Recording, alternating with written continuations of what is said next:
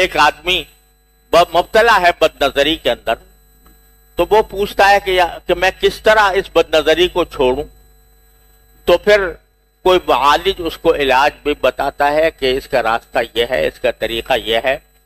اس طریقے کے اوپر عمل کرنے سے، اگر اس طریقے پر عمل کرے گا تو انشاءاللہ رفتہ رفتہ وہ چھوٹ جائے گا. وہ طریقے اگر ہم باہم بیٹھ کر، ایک ساتھ بیٹھ کر ان کا مذاکرہ کریں اور ان کو آپس میں ایک دوسرے سے ذکر کریں تو کچھ بعید نہیں ہے کہ اللہ تبارک و تعالی ان کے ذریعے ہمیں اس بلا سے نکال دے. اب یہ ہمارے اس وقت جو موجودہ حالات ہیں اس میں اصلاح نفس کے لیے ہمارے تجربے کے مطابق حضرت حکیم الامت مولانا اشرف علی صاحب تھانوی قدس اللہ تعالی سرہ نے جو خدمات انجام دی ہیں اور جو اپنا ورثہ چھوڑا ہے، وہ شاید اس وقت اصلاح نفس کے لیے اس سے زیادہ مؤثر اور اس سے زیادہ مفید چیز کوئی اور مجھے نظر نہیں آتی. ان کے ہاں ایک مستقل سلسلہ ایسا رہا کہ لوگ ان کے پاس جاتے تھے، ان کی صحبت میں رہتے تھے، ان کے ساتھ اصلاحی تعلق قائم کرتے تھے. وہ اصلاحی تعلق کے نتیجے میں اپنے حالات بیان کرتے تھے کہ میرے ساتھ یہ معاملہ ہو رہا ہے، میرے ساتھ یہ معاملہ ہو رہا ہے، مجھے اس گناہ کی طرف رغبت ہو رہی ہے، مجھے اس گناہ کا دھیان ہو رہا ہے. حضرت والا اس کا جواب دیتے تھے، اور وہ جواب جو ہے یہ پہلی بار ساری تصوف کی تاریخ میں واحد مثال ہے کہ شیخ اور مرید کے درمیان جو خط و کتابت ہوتی اور جو وہ سوال کرتے اور حضرت جواب دیتے، اس کو مدون کر لیا گیا، اس کو مرتب کر لیا گیا. لہذا نفس اور شیطان کے جو حملے مختلف گناہوں کی شکل میں ہوتے ہیں، کبھی آنکھوں کا گناہ، کبھی زبان کا گناہ، کبھی ہاتھ کا گناہ، کبھی انسان کے باطن کا گناہ، وہ سارے کے سارے حضرت والا کی خدمت میں لوگ پیش کرتے تھے اور پوچھتے تھے کہ میں اس بلا میں مبتلا ہوں، کیسے نکلوں. حضرت اس کا علاج کا جواب دیتے تھے کہ اس کے مناسب حال کیا طریقہ ہو سکتا ہے وہ بتاتے تھے. وہ سارے معالجات اور سارے سوال و جواب پہلی بار اس پوری تصوف کی تاریخ میں پہلی بار یہ کام ہوا کہ شیخ اور مرید کے درمیان جو خط و کتابت ہوئی وہ محفوظ کر لی گئی اور اس کو مدون کر کے ابواب کی شکل میں تربیت السالک کے نام سے 2 جلدوں میں کتاب تیار ہو گئی. اور اس میں جتنے نفس کے حملے کے جتنے راستے ہوتے ہیں وہ سارے کے سارے اسے موجود ہیں. اخلاق حمیدہ کس طرح حاصل کیا جائے اور اخلاق رذیلہ سے کس طرح بچا جائے، وہ سارے معالجات وہ اس کے اندر موجود ہیں. تو اللہ تبارک و تعالیٰ نے حضرت والا سے یہ تجدیدی کام لیا کہ ہم جیسے لوگوں کو جن حالات سے سابقہ پیش آتا ہے اور نفس و شیطان کے جن مقائد سے ہم دوچار ہوتے ہیں، ان میں سے کوئی چیز ایسی نہیں ہے جس کا کہ اس میں علاج موجود نہ ہو اور اس کو لوگ عمل کریں تو اس سے بچ سکتے ہیں. تو اس لیے ہم اس مجلس کے اندر در حقیقت انہی کی تعلیمات اور انہی کے ملفوظات اور انہی کے بتائے ہوئے طریقوں کا مذاکرہ کرتے رہیں تو کچھ بعید نہیں ہے کہ اللہ تبارک و تعالی ہمیں نفس و شیطان کے حملوں سے بچا لے. اب یہ کچھ تو ظاہری گناہ ہوتے ہیں، جیسے ابھی میں نے عرض کیا کہ آنکھ کا گناہ، زبان کا گناہ ہے. زبان کا گناہ بھی ظاہر کا گناہ ہے کہ غیبت یہ ایسی بلا ہے کہ کوئی ہی مجلس ہماری مشکل سے خالی جاتی ہوگی جس میں کسی کی غیبت نہ ہو رہی ہو.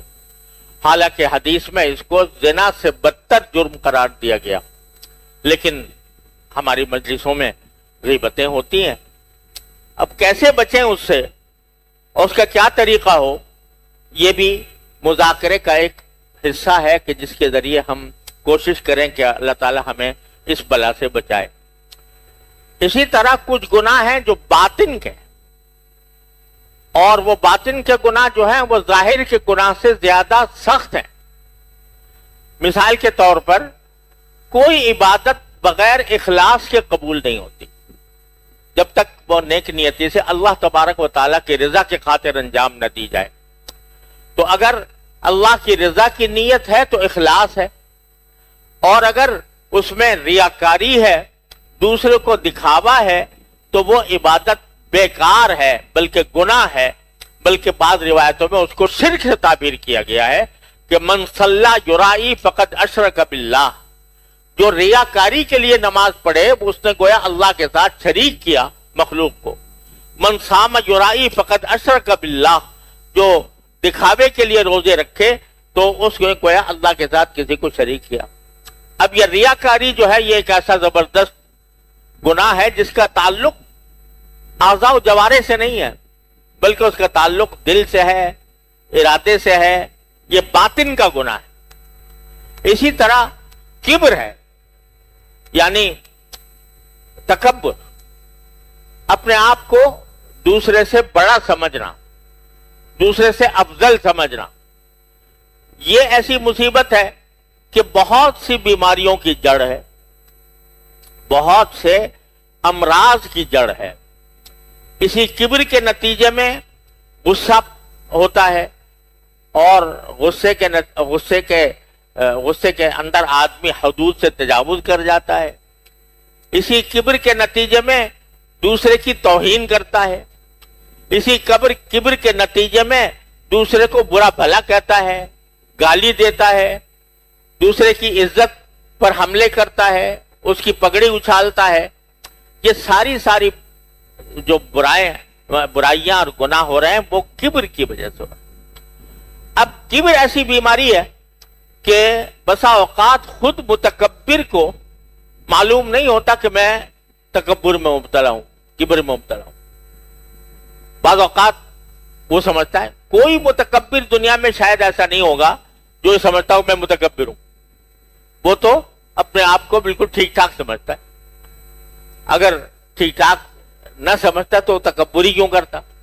وہ یہ سمجھتا ہے کہ میں بہت زیادہ میں صحیح راستے پر ہوں، اور دوسروں سے زیادہ میں جانتا ہوں، دوسروں سے زیادہ میں علم رکھتا ہوں، دوسروں سے زیادہ میں صحیح عمل کرتا ہوں۔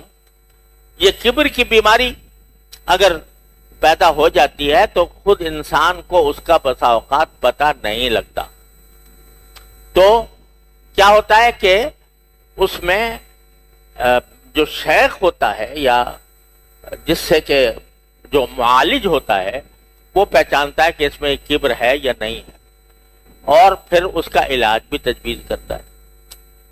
تو اللہ تبارک و تعالیٰ کے فضل و کرم سے وہ کیا کیا علاج ہوتے ہیں کبر کے، وہ بھی حضرت والا نے اپنے مواعظ میں، ملفوظات میں، تربیت السالک میں ان کا تفصیلی بیان فرمایا۔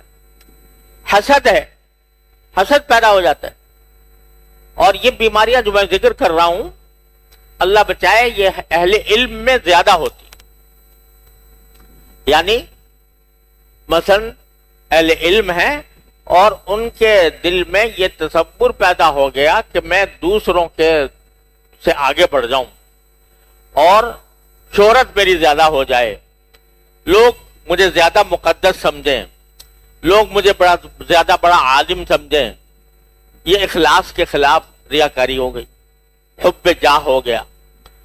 اسی طرح بعض اوقات جب آدمی کسی علم میں اللہ تبارک و تعالی نے اس کو کوئی مقام دے دیا، یعنی کوئی علم اچھا اس کو حاصل ہو گیا، تو وہ سمجھتا ہے کہ میں بہت بڑا علامہ ہو گیا، اور میں دوسرے جو ہیں وہ میرے آگے کچھ بھی حقیقت نہیں رکھتے علم کے اعتبار سے۔ یہ کبر پیدا کر دیتی ہے۔ تو یہ ساری بیماریاں بسا اوقات اہل علم کے اندر بھی پیدا ہو جاتی ہیں، حب جاہ کی بیماری، کبر کی بیماری، اور ریاکاری کی بیماری، شہرت پسندی۔ شہرت پسندی کہ میری شہرت ہو جائے لوگوں میں. اور حدیث میں رسول کریم صلی اللہ علیہ وسلم نے ارشاد فرمایا من سمع سمع اللہ بہ، جو شخص اپنی شہرت کی کوشش کرتا ہے تو اللہ تعالیٰ اس کی بدنامی کر دیتے ہیں، وہ بدنام ہو جاتا ہے آخرت میں. تو یہ ساری بیماریاں ہیں جن میں ہم لوگ نفس اور شیطان کے اثر سے مبتلا ہو جاتے ہیں، اور ان کا جب تک علاج نہ کیا جائے تو یہ نفس اور شیطان ہمیں بہکا کر اللہ بچائے جہنم کے گڑھے کی طرف لے جاتے. تو باہم اگر مذاکرہ ہوتا رہے اور ہم ایک دوسرے سے ان باتوں کا تذکرہ کرتے رہیں تو امید ہے کہ انشاءاللہ رفتہ رفتہ یہ باتیں ہمارے دلوں میں اتر جائیں اور ہم جن برائیوں میں غلطیوں میں مبتلا ہیں ان کی اصلاح ہو جائے. حسد ہے، میں جیسے حسد کا ذکر کر رہا تھا، تو حسد یہ ایک ایسی بیماری ہے کہ اکثر و بیشتر پیدا ہو جاتی ہے. کسی آدمی کو دنیا کے اعتبار سے مال زیادہ مل گیا، دنیاوی مرتبہ اس کو حاصل ہو گیا، مجھے حاصل نہیں ہوا، تو میرے دل میں جلن پیدا ہو جاتی ہے اس کے خلاف. کسی کے علم کا شہرہ زیادہ ہو گیا، میرا نہیں ہوا، تو میرے دل میں یہ خیال پیدا ہو جاتا ہے کہ بھئی یہ مجھ سے آگے بڑھ گیا. کسی آدمی کو اگر اچھی گاڑی میسر ہے تو وہ یہ سوچتا ہے کہ بھئی یہ مجھ سے آگے بڑھ گیا، مجھے کیوں نہ ہوئی.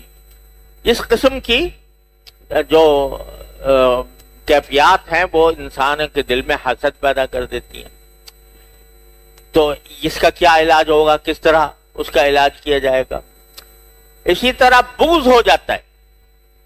کسی انسان سے ایسی نفرت ہوئی کہ بغض ہو گیا.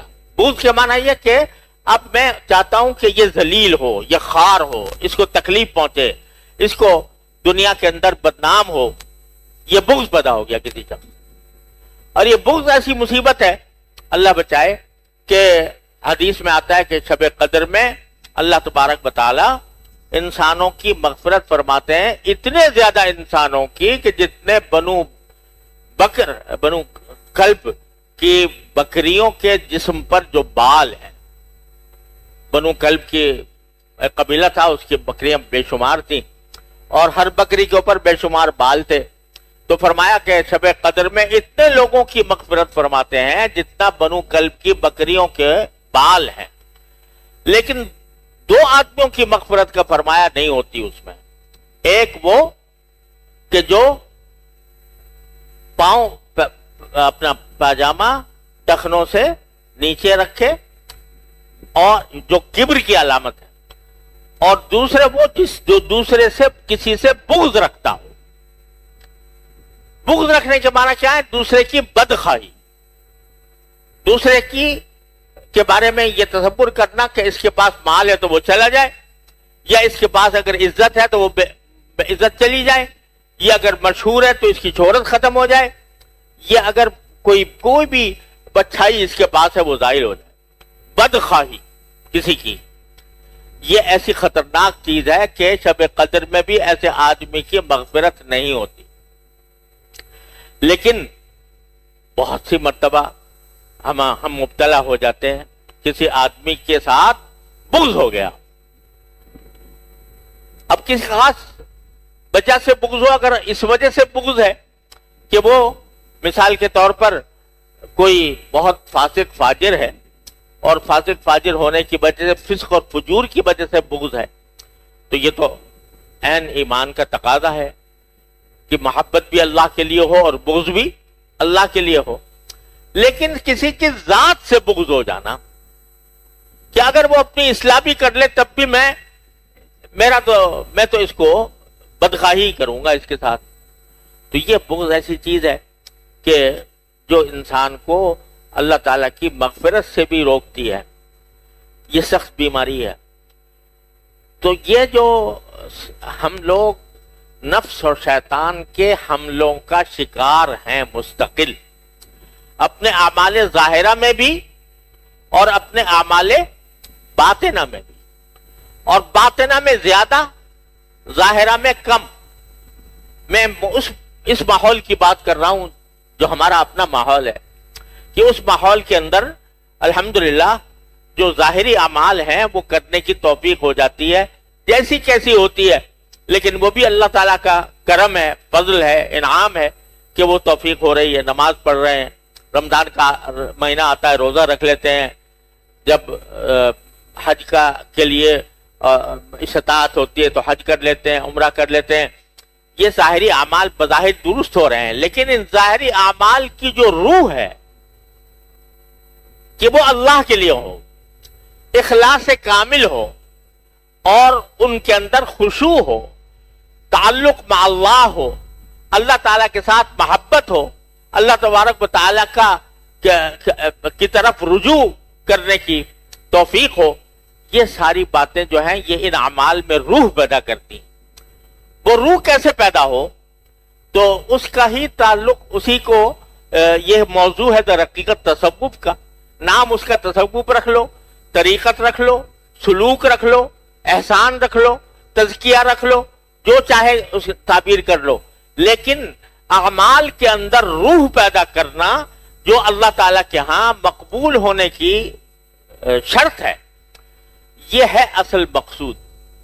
اسی طرح ان گناہوں سے بچنا کہ جو ظاہر کے گناہوں سے بھی بچنا اور باطن کے گناہوں سے بھی بچنا، یہ ہے دوسرا عظیم مقصود۔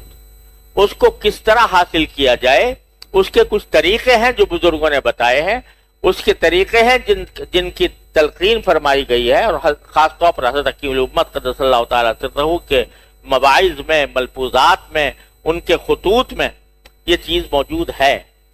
اس کا اگر ہم باہم مذاکرہ کریں گے تو انشاءاللہ اللہ تعالیٰ سے امید ہے اس کی رحمت سے کہ مذاکرہ کرنے کے نتیجے میں ہمارے اندر ہمت پیدا ہوگی۔ ہمت پیدا ہوگی تو پھر ہمت ہی تمام کاموں کی اصل اور بنیاد ہے۔ جہاں کہیں غلطی ہوتی ہے یا شیطان اور نفس کا غلبہ ہوتا ہے، وہ اس وجہ سے ہوتا ہے کہ ہمارے اندر ہمت نہیں، شیطان کا مقابلہ کرنے کی، نفس کا مقابلہ کرنے کی طاقت نہیں ہے۔ جب باہم ایک بیٹھتے ہیں اور مذاکرہ ہوتا ہے تو اس سے کچھ ہمت میں بیداری پیدا ہوتی، ہمت میں بیداری پیدا ہوتی ہے تو پھر شیطان اور نفس سے مقابلہ بھی آسان ہو جاتا ہے، رفتہ رفتہ آدمی اس کا عادی بن جاتا ہے۔ تو ہمارا جو اس اجتماع کا اصل مقصود ہے وہ ہمت پیدا کرنا۔ کاہے کی ہمت؟ کہ معمورات کی پابندی اور منہیات سے یعنی گناہوں سے بچنے کی کوشش، اس کی ہمت پیدا کرنا۔ یہ ہمت باہمی مذاکرے سے اور بار بار ایک بات کے سننے اور کہنے سے وہ ہمت بیدار ہوتی ہے۔ ہمت بیدار ہوتی ہے تو وہ سارے کاموں کی جڑ ہے۔ آدمی اگر کوئی طاعت انجام دیتا ہے اس کے لیے ہمت کی ضرورت ہے، اگر کسی گناہ سے بچتا ہے تو ہمت کی ضرورت ہے۔ ہمت ہر حال میں جو بنیاد ہے وہ ہمت کو مضبوط کرنا ہے، ہمت کو تقویت پہنچانا ہے، ہمت کو تازہ کرنا ہے۔ تو یہ مجلس جو ہے در حقیقت اس کام کے لیے ہے۔ اب اس میں بعض اوقات ہم کسی کوئی آیت ذہن میں آ جاتی ہے اس پر بات کر لیتے ہیں، کبھی حدیث آ جاتی ہے اس حدیث پر بات کر لیتے ہیں، کبھی کسی بزرگ کا مقولہ آ جاتا ہے اس پر بات کر لیتے ہیں۔ مقصود سب کا ہمت تازہ کرنا، تاکہ ہم اس ہمت کو استعمال کر کے شیطان اور نفس کے حملوں سے بچ سکیں۔ یہ ہے مقصود اس اجتماع کا، یہ اس مجلس